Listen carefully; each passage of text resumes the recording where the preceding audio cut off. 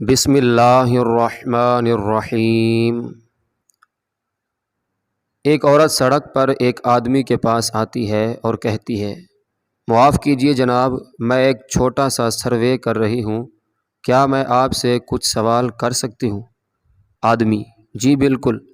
عورت: فرض کریں کہ آپ بس میں بیٹھے ہیں اور ایک خاتون بس میں سوار ہوئی اور اس کے پاس سیٹ دستیاب نہیں ہے، کیا آپ اس کے لیے اپنی سیٹ چھوڑ دیں گے؟ آدمی: نہیں۔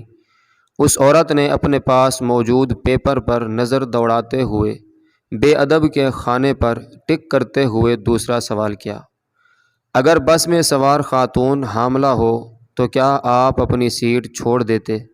آدمی: نہیں۔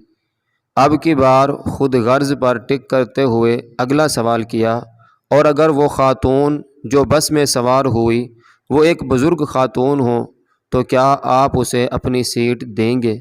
آدمی: نہیں۔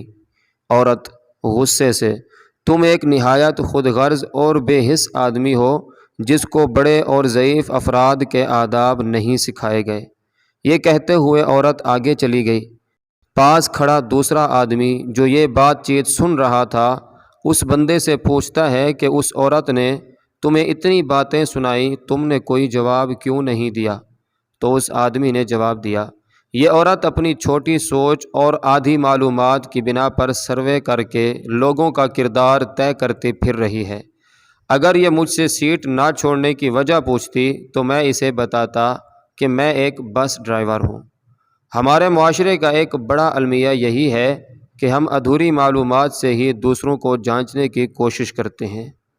ایک بار درود شریف پڑھ لیجئے، صلی اللہ تعالی علیہ وآلہ وسلم۔